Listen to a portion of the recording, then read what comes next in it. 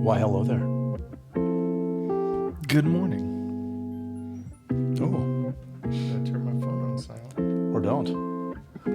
We'll just read your messages live, like a live call-in show. Right. I have a text from Christine Miniman. Just have Siri read it out loud. You could do that. I could text you. Yeah, we could do it that way. That'd be fun. Yeah. I'll text you things, and then you just let Siri read the text. I don't know if that would go well. No. How are you?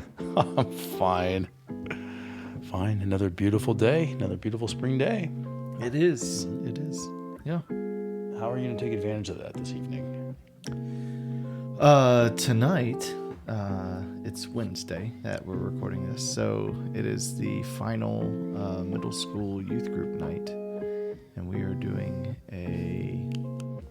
I don't know all the details, but it's like a messy food / water / bring clothes you don't care about kind of fun ending to the middle school year. So it's a middle school fan favorite, is it not? It is. It is. So, But what do they love most about it?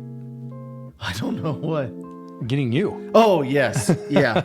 Yeah, I end up the target, but it's fun. Yeah. Yeah. So, that's how I'll be spending my evening. What about you? It's good because, it's not, the wind's not blowing 60 miles an hour. It's not raining. No? It's not snowing, which it could. Does it snow? We've gotten snow in May, sure. No. Yeah. Florida boy, you know nothing about this. I don't. I just, I didn't think it would snow this late. Mm-hmm. You could. Now we know. You could. Mm-hmm. So, yeah, you can get out there and get all messy and spray yourself down with a hose and not catch a cold. Yeah, that's nice. We are dealing with our least favorite part of spring right now this morning. Which is what?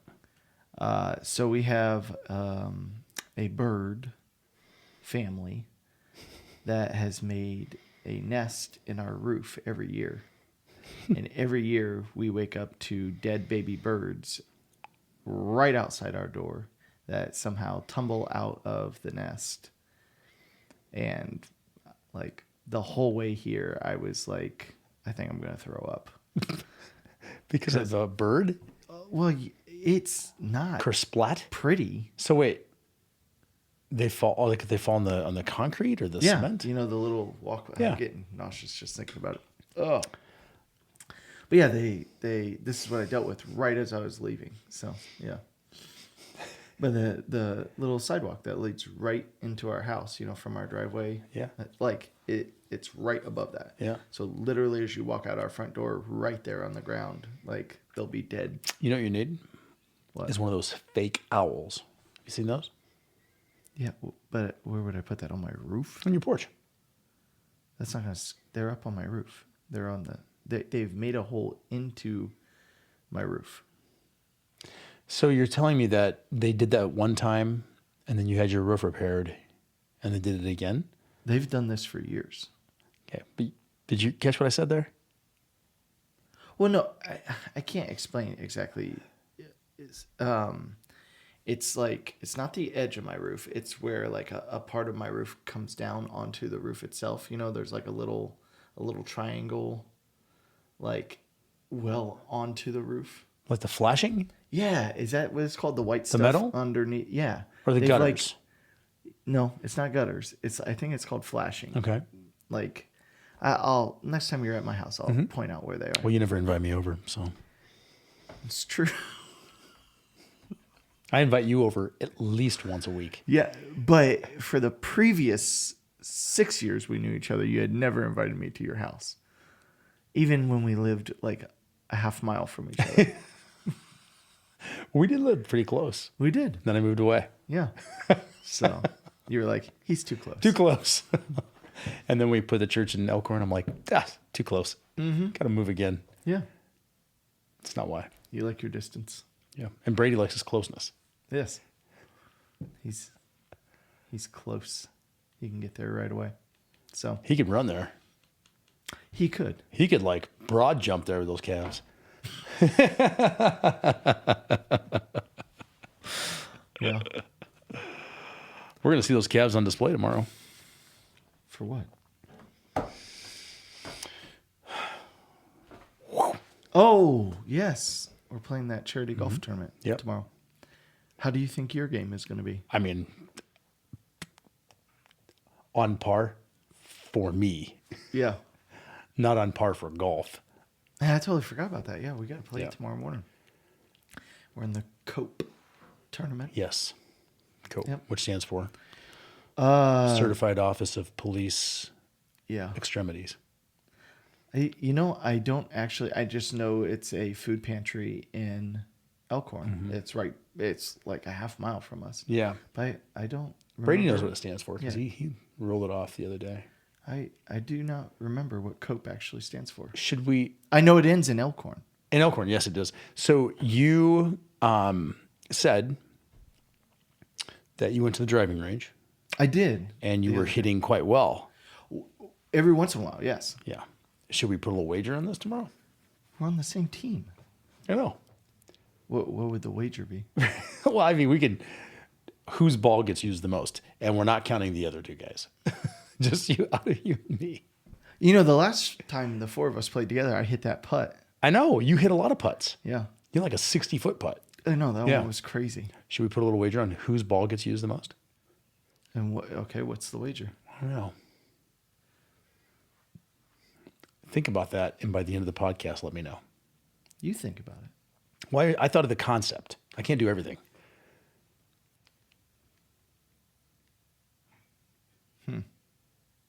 I don't know what I would wager. Well, think of something really good. Well, the truth is, we're probably just going to use Jensen's ball every I single said time. we can't count them. But what if we never use my ball? Never.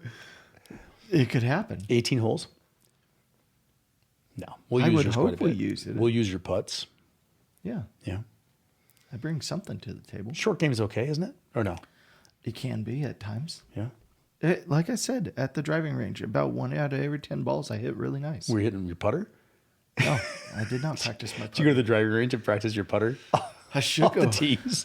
I should go practice my putting. You know, the game is what percentage mental, did they say? Oh, I don't know. Probably 90. A lot. Is it? Yeah. I mean, anybody, which is why 90-year-old people still play golf. Anybody can swing a club and hit a golf ball. Sure. Right?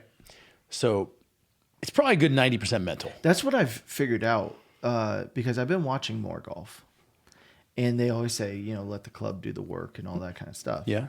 And when I was hitting the other day, I stopped trying to baseball swing, just as hard as you can, smack it. Over squeeze the club. Right. And I just started doing nice, smooth, easy strokes. I mean, not slow, but smooth, controlled strokes. And that really changed. Because when you're not trying to crush Kill the ball. Yeah. it doesn't shoot off left and right. But we do try to kill the ball. Well, especially when you get on the tee and everybody's staring at you. Driving, but I couldn't drive at the driving range because they didn't allow drivers. What are you talking about?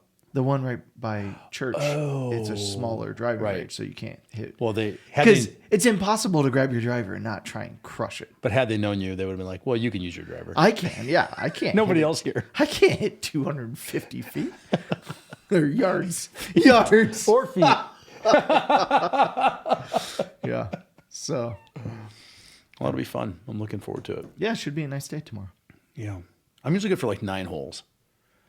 Yeah. Not good. I start getting tight. I usually like playing 9 holes. About 13 to 14, I start getting pretty tight in my back. Yeah, yes. And the last couple, I'm just oh my gosh. I'm going to think about it. Yeah. We should have at the turn, we should get a massage. That would be nice. It's a good idea. And a chiropractic adjustment. Mm-hmm. I don't get those, but. For the GraceHill tournament, we'll do that. Get massage tables up there. That's a great idea. Look at this. Yeah. Yeah, see, this is why this is important. Baseball going well? Had your first game? Yeah? Yeah, so coaching Hudson, his second grade team. So we had our first game finally because the previous ones got rained out. And we did very good defensively. It was a 1-0 loss for us, but we did pretty good. Pitching was okay. I heard you pitched a no-hitter. So yeah, it's kid pitch, and then once they hit 4 balls, then the coach comes in to pitch to his own team. And yeah, Were you were you sending a little chin music? Heat. Dusting him off the plate? Yeah. So I felt really bad. My boys did not get. Hudson was a little perturbed. I struck him out a couple times. So yeah. But I mean, I was throwing nice. I think it's just hard because they have a kid pitching at him first. Mm-hmm. So, shorter and the ball's all over the place, and then all of a sudden you get me coming up and I'm throwing it right down the middle. And I think it's hard to adjust. But yeah, we didn't get many hits. Did you celebrate every time you struck your kids out? Yeah. Yeah. Give them a little fist Yeah, bump. baby. Yeah. Yeah. So I read somewhere that hitting in this major league level, but hitting a baseball is like the hardest thing to do in sports, in all of sports. Oh yeah. Do you ever watch the slow-mo of the pitchers? Yeah. I also watch the fast mo or the Well, regular mo. I watch the regular mo. Because I remember being younger, growing up in Florida, spring training. All the teams come down for spring training. And I forget what year it was, but one year, I got tickets, right behind home plate. We were right there. So you got to watch, the ball coming. And I mean, as it leaves their fingers, these guys are already having to decide. Yeah. Am I swinging? Am I going? Where is it? And then try and find it. And then you watch the action on that ball. I mean, that's the thing that you don't really catch until you're looking down the barrel at it, on TV, it's unbelievable to watch, how it just loops down and how it moves across, it's just crazy. I would say that probably is true. Yeah. Trying to hit a baseball at 100 miles an hour. And you don't know whether it's going to hit you in the head. Well, that's true. Yeah. Which is my biggest concern, of course. Yeah. Well, with that melting, you got to watch out. What's that supposed to mean? It's a big target. We got a side by side right now. What do you mean? Let's see on the video. Why do you always play with the video? Nobody watches the video. You say that, and then you're like, I have to apologize. People do watch it. I don't know why. I don't know. Who has nothing better to do than stare at this? Yeah. We're just kidding. We love you. Please continue to watch.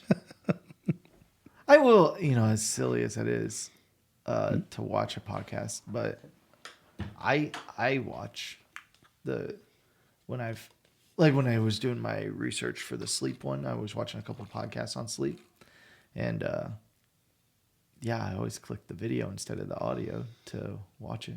Do you? Yeah, I think it keeps my interest longer. Oh, yeah.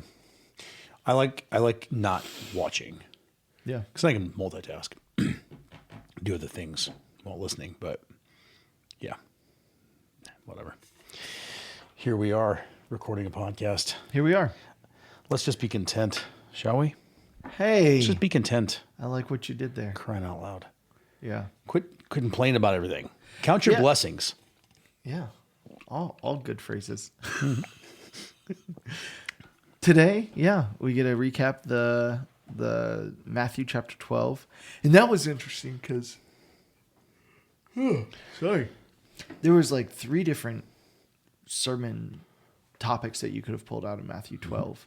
And so I was really debating which one I wanted to do, and finally I landed on the passage about Jonah because I just think it's one of the few times Jesus talks like that, that we get to see where, so often the people that are coming up to Jesus asking for miracles, he grants them, because he is compassionate and he's loving and he says your faith, But here we have a different circumstance. It's the leaders of the church, the Pharisees, that come up and say, hey, show us a sign.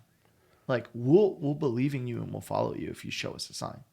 And I thought that was interesting because in a lot of the conversations that I have with people outside the church, this is the topic that comes up is, if God is good, then why do bad things happen? And if God is real, then how come he hasn't done this for me? Or, like, if God did this for me, or if God would just do this, then I would believe. Like, we always come at God with these conditions. Like, we have these expectations, and if he doesn't meet them, then we won't believe. As if somehow we're punishing him. As if somehow, like, he owes us. Like, we're in the driver's seat. And so I was like, man, I kind of want to preach on this one. Because I just find it so interesting what Jesus says as these guys who have, I did not get enough sleep. Apparently not. I slept like 7 hours last night. But as these Pharisees, and the hard part is, and I didn't get into this in the sermon, and I wish I would have, is not only do we demand things of God, but then when God does do things, we give credit elsewhere. Okay. And I didn't really get into that because, I can't make the sermon 45 minutes. But,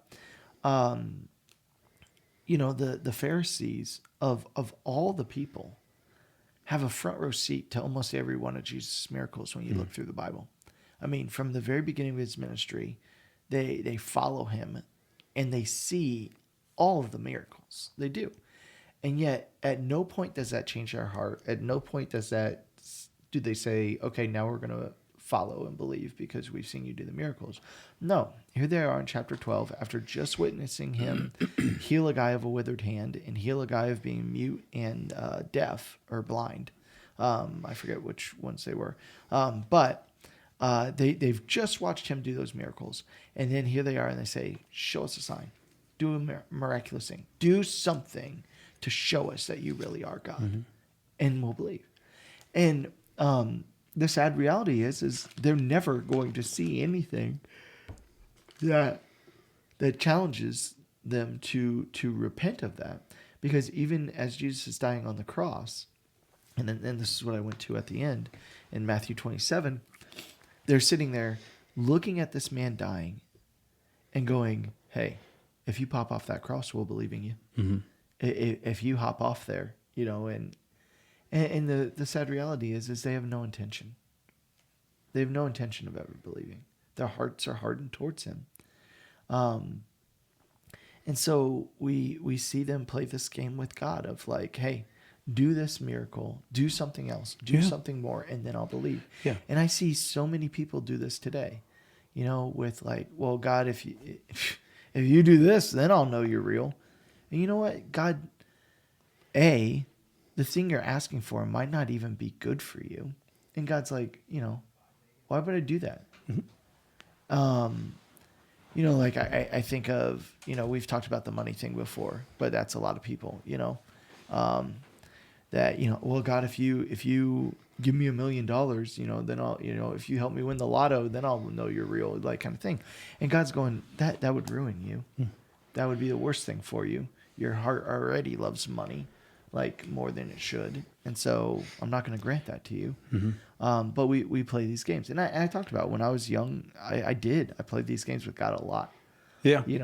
We all did. I'd be late for curfew, and coming home and knew I'd be grounded. And, like, oh, God, if you can just make my parents asleep and not catch me, like, oh, I'll never be late for curfew again. And, like you play all these dumb games.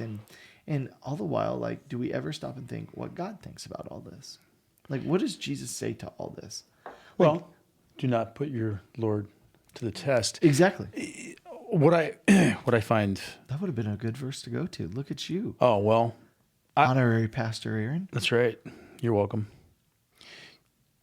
What I really am struck by is Jesus' response to them saying, "Teacher, we want to see a sign from you."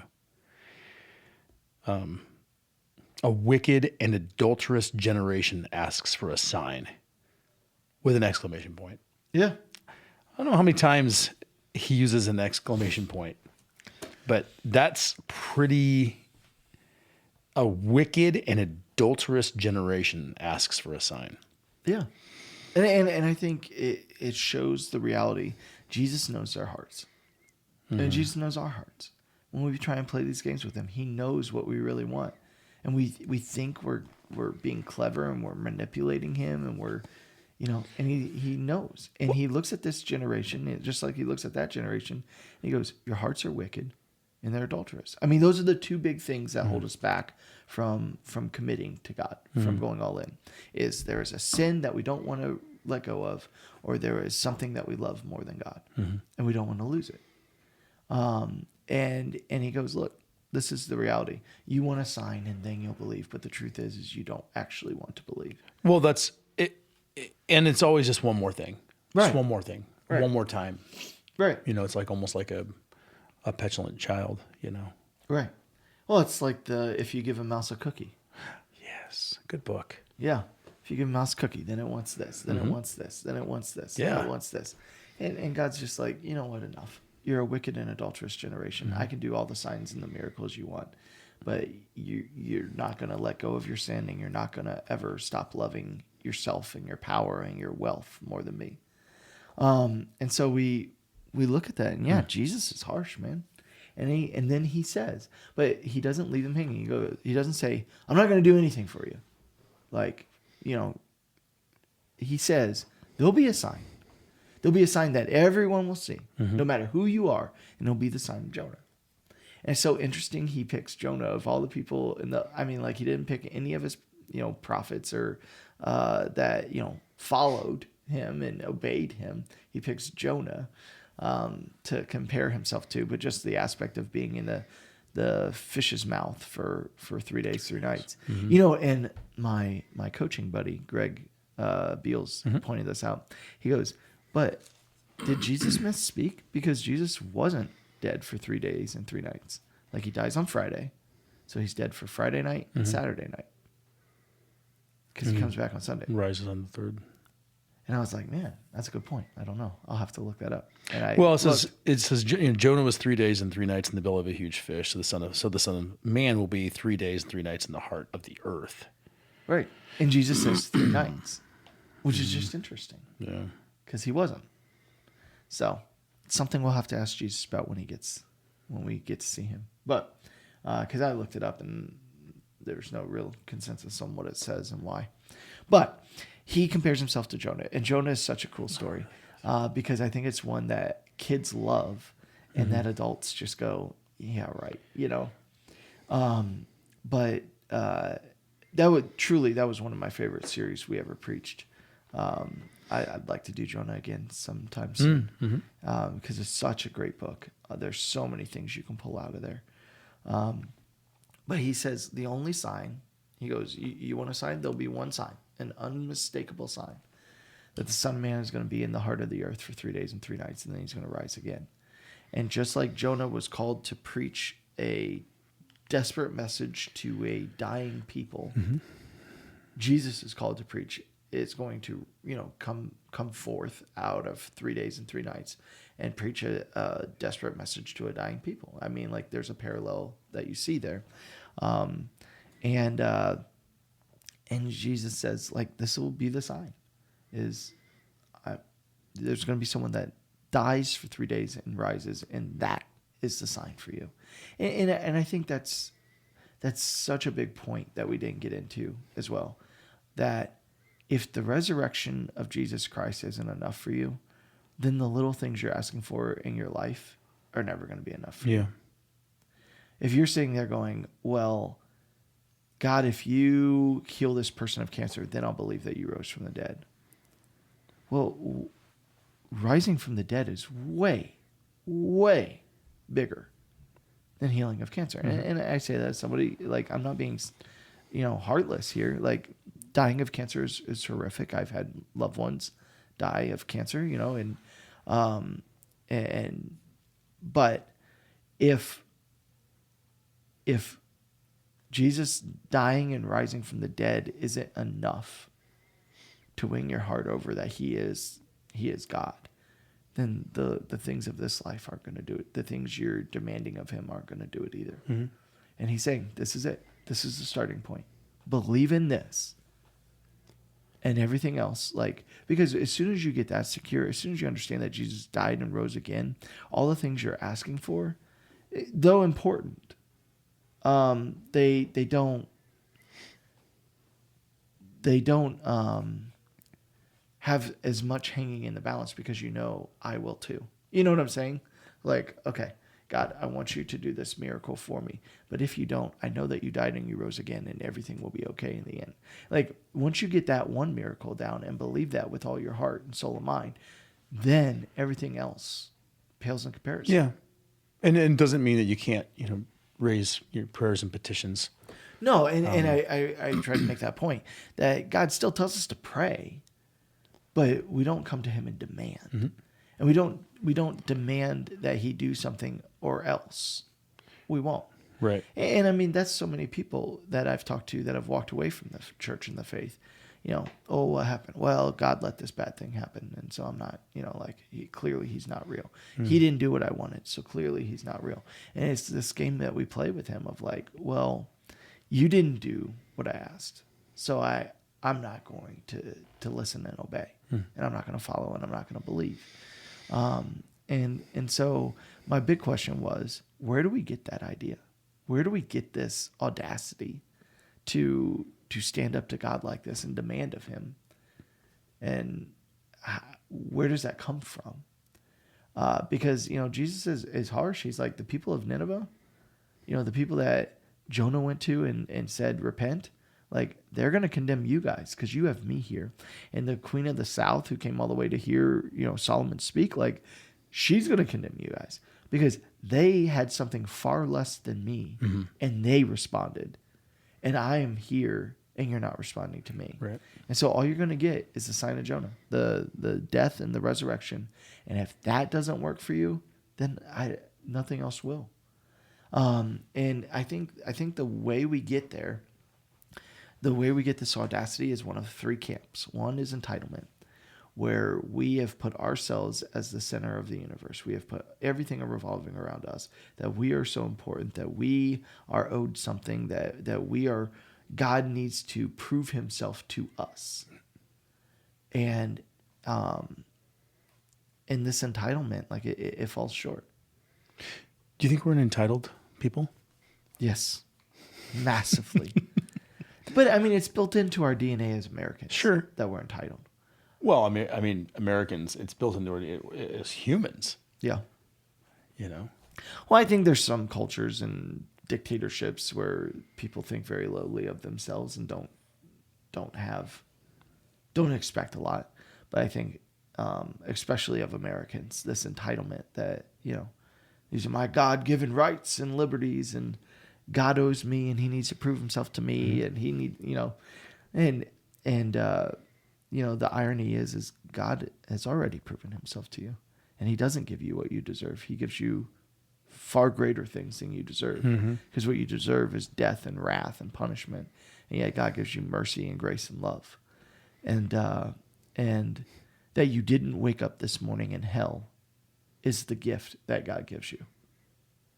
Because every one of us could be called in our sleep and have no chance to repent, and every single one of us is deserving of hell. And that we didn't wake up in hell this morning is there. That's what you're entitled to. Yeah. Is that you have, well, you're not even entitled to that. That's not true.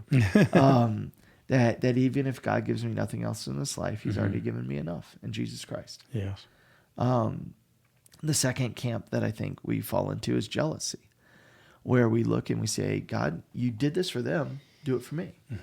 Like, and we're like, hey, I'm demanding this, God. Clearly you're handing out this blessing. Like, how do I get in that line? Yeah, give me some of that. I want that. And so I'm demanding of you, like, give me this thing because you're giving it to other people and I want it too. And once again, it's this audacity to go to the King of the universe and demand of him. And the thing that the quote that I found that I liked with that one was if we knew all that God knows, we would ask for exactly what God gives. And I just that had rocked my world all week. And I had said that because like all week I had been praying, like, God, help me understand better why you give me what you give me. Because if I actually just, I'm praying for, X and you give me Y, I'm going, okay, I got Y. But how often am I going, okay, you gave me why. And you know all things.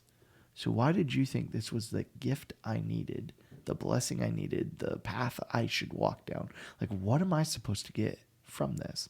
Because you have a plan to prosper me. You have a plan that doesn't mean that everything on my path is good. And so sometimes you're going to give me hardship. Okay, well, what am I supposed to learn from this? Sometimes you're not going to give me anything. Okay, well, what am I supposed to learn from being withheld from here? Like, what is the lesson in this? And the more you dive into that, the more you embrace God knows everything and gives me exactly what I need, the more you're going to be able to find who He's calling you to be. For His glory. For His glory. For His glory. I think, and I'm certainly, as guilty of this as anybody else, but, you wake up, you're thinking, oh, okay, what's this day have for me? What am I going to get out of this day? What am I going to receive today? What's good for me today? I mean, that's just how I wake up, Right. and it's really not that at all. It's, what does God have for me today so that I may glorify Him? How is He going to use me today for His glory? Yeah. For His good. We don't think like that. No, we don't. We think, God, what good things are you going to do for me today? Yeah, we're a wicked and adulterous generation. We are. And, if we go back a couple of verses, we can also consider ourselves to be a brood of vipers. Yes. He's really getting after him. He is. 12, he's going after it. But, it comes down to, we were wicked and adulterous generation. The adultery there isn't sexual. It's spiritual, that we love other things besides Him. And jealousy is a big part of that. I mean, so many times in our lives, we have to check ourselves because we love the gifts over the giver. And, God, I'd rather have the stuff you give than you. And what have you done for me lately? Yeah. We sit there and we're like, God, you haven't blessed me and you did. And He's like, okay, last week, what about this? Oh yeah. Well, that was last week. We just have that attitude with God. But then the third one, and I think this is the one that's the most dangerous, is the dissatisfied heart. That no matter what circumstance, no matter what He does, no matter what He doesn't do, we find a way to be displeased with it. We find a way for it to not satisfy our souls. And I think that's the most disheartening one for Jesus is, I gave you this thing, and, just kind of like I said, 5 minutes ago, I did this for you last week, and I did this last week, and I did this last week. Well, yeah, but that doesn't mean anything to me today. I don't care about that now. And we have people that do this all the time in their lives with, like with their spouse, with their person they're dating, with their kids, with their life, with their church, with their, everything. Their jobs. With their jobs, with, like, oh, I don't like it anymore. Oh, it's not satisfying me anymore. Oh, it's not making me happy anymore. Oh, it's not fulfilling me anymore. Oh, I'm not, feeling all the feelings that I used to have about this, and we throw away these blessings that God gives us, these, and sometimes, sometimes God is calling us into a challenging season to mold us and shape us. And we're going, oh, I don't want to face that. I don't want to face a challenge. I'm just gonna run. I'm just gonna back out. I'm just gonna quit. And God's going, look, with a dissatisfied heart, you come and you demand things. God, I want more. God, I want more. God, it's not enough. God, you're not enough. God, you haven't done enough. Yeah, Jesus, you died for me. You paid for my sins, and you rose from the grave, and you give me salvation. But that's not enough. I need more from you. And God's going, where do you get off demanding more of me? I've already given you enough. I've already done what you could never do for yourself. And the only thing, because I wanted to put that in there, but I really debated, like, how do I say, what do I say to the remedy of this? And I just thought to people I've counseled, and, they're struggling with depression, struggling with, just kind of dissatisfaction in life.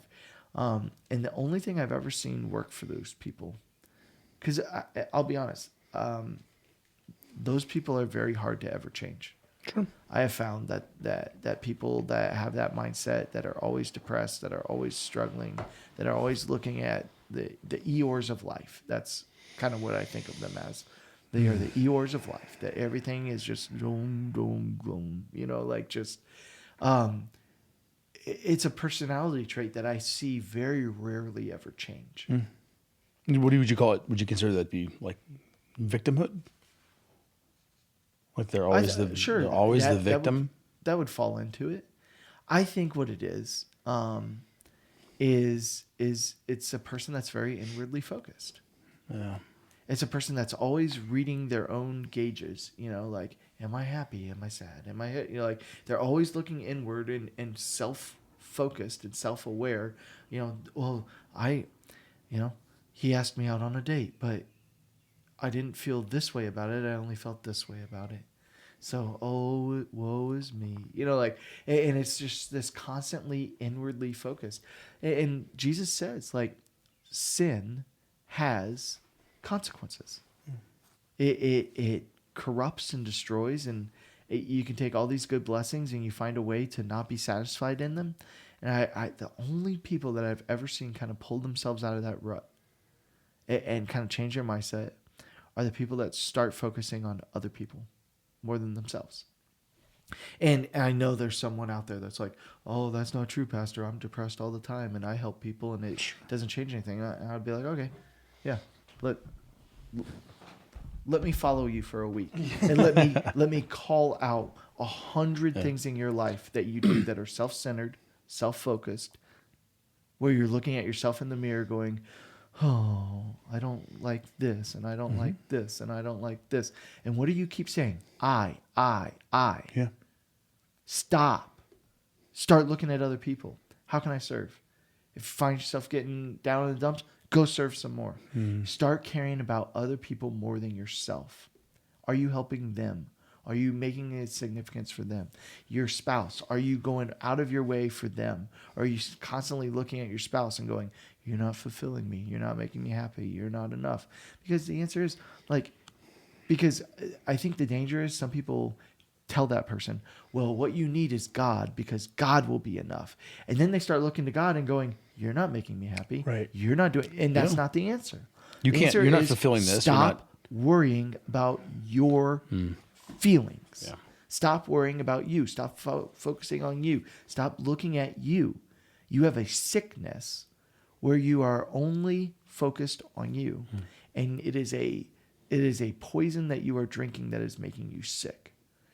You are too self-centered and you need to get outwardly focused. What do you make of 43? Maybe go ahead. Maybe what you're talking about is playing into. When an impure spirit comes out of a person, it goes through arid places seeking rest and does not find it. Then it says, I'll return to the house I left. When it arrives, it finds the house unoccupied, swept clean and put in order. Then it goes and takes with it 7 other spirits more wicked than itself, and they go in and live there. And the final condition of that person is worse than the first. So he's talking about demonic spirits. And he talks about that when he drives one out, if you don't replace it with a stronghold of Jesus, if you don't replace it with healthy boundaries and not putting yourself in the situation where you're vulnerable to Satan's attacks again, then it's going to come back with a vengeance.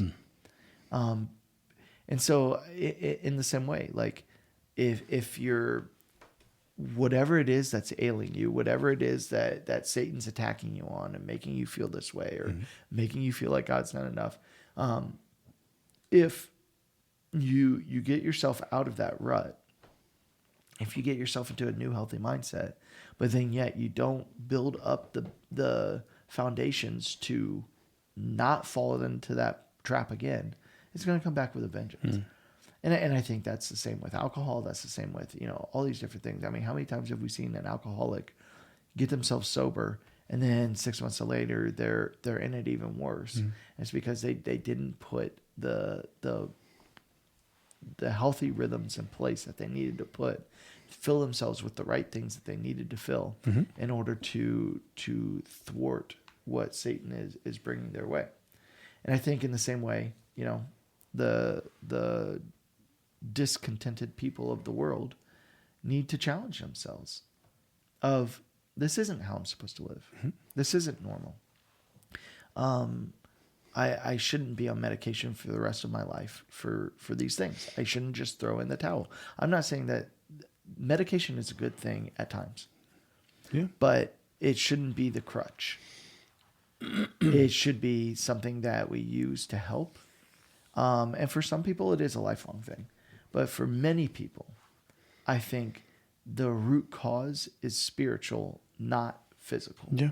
And if you would find your way to challenge yourself to stop being dissatisfied with God, stop demanding more of God, start being in awe of God, start being thankful, changing your heart and your mindset to going, God, you died and rose again, and that counted for me. Like, if I embraced that every day, and then embraced all of the good things that he did every day. I mean, because I think if you woke up in the morning and you had someone serving you and blessing you every hour for the whole day, you wake up and there's your favorite breakfast in bed, then a new outfit to wear, then a new TV to watch, then a new car to drive, then, I mean, could you just imagine like blessing after blessing after blessing like that? Like, I'm sure eventually you'd be like, oh, it doesn't mean anything to me. But what if they were what if literally every gift you were just like, oh, I really wanted that. Like, if you every hour found a way to get a gift like that and have someone just dote on you and bless you and take care of you and please you, like, I think you would live a life of happiness and joy, and you would be content. And yet God is going, I do hundreds of gifts every hour to you. Every breath that you take, every sunshine, every beautiful color out there. I remember one of the pastors I really admire, he talked about his 5-year-old girl and him at the park, and she went and grabbed a whole bunch of little wild flowers and brought them back and was like, Daddy, look, you know, and he said, do you know why God made all these pretty flowers and colors? Because he loves you. God could have made the whole grass green, but he makes these little flowers pop up just because he wants to say, I love you to you. And the smile, but he talked about her face changed to like this deep appreciative smile. Like it clicked where she goes, wow, like God would do that for me. You know, like, that if we would stop being so busy, so distracted, so entitled, and started living lives of gratitude where we spent every day going, God, thank you for this. Thank you for this. Thank you for this. Thank you for this. Like, it would bring so much joy and peace to our lives, and we would not walk around demanding more of God and being discontent. That the answer is not someone else fixing it for you. The answer Not is something you. else fixing it or giving you something, you know, giving you something again and again and again, showing you a sign again and again and again. That isn't the answer. Right. The answer's already there. He's already done it all. Yeah, sitting there going, God, do this and then do this and do this. Like, what if for a whole day you just said, God, you've already done enough. Let me just thank you for it. God, you've already done this. Thank you for that. What if you stopped asking and just started thanking all the time? What if your prayer life was 75% thanking and 25% asking instead of 90% asking and 10% thanking? Yeah. Watch how it would change your life. Yeah. And change your heart. Change your heart. Yeah. Change your countenance. Change everything. Stop demanding of God. He's already done enough. That's the lesson for the day. The sign of Jonah is all we need. It's a good one. Yep. That's a good one. And a really, really good one coming up this Sunday. The sower and the seed. That's right. It's a good one. It's one of the first songs I ever sang in church choir was something like that. It was all about sowing the seeds. Nice. Yeah. I still remember it. Did you throw out seeds at some point? No, but it was that'd be kind of cool. No, but a lot of kids had like a little solo in there, like just a quick little Yeah. line. I just remember being so nervous for that. It's like, it's my turn, and then I got the words wrong. Go figure. Yeah. Sticks with me. Yeah. Yeah. That's how nervous I was at that time. Anyway, looking forward to this message. It'll be a good one. I think for a lot of people who struggle, I think, with Putting a lot of weight on their own shoulders. yeah, and we've talked about this before. We're societally speaking, we are a lot that way. Yeah. It's us. We did this. It's up to us. We're capable. We can do it. Yep. Yeah. So. Well, and I think as it's Mother's Day, there's no group that does that more than mothers, of putting a bunch of weight on their shoulders, and some of those things are not theirs to carry. Mm-hmm. And so we'll talk about it. So you're gonna chastise mothers on Mother's Day? No. Love it. No. Bold move, I'm Cotton. going to We'll see if it pays off. encourage mothers that they're doing a good job and that there are things that are just out of their control. Yeah. It's okay. Not that that's going to make them feel better, but that's what God says, and that's what we need to recognize. That there are just certain things that are out of our control. I'm calling out you mothers today. Yeah. Happy Mother's Day. Enjoy your day, but also. Yeah. All right. Well, looking forward to it. Yeah. And looking forward to using most of your golf balls tomorrow. God bless. God bless.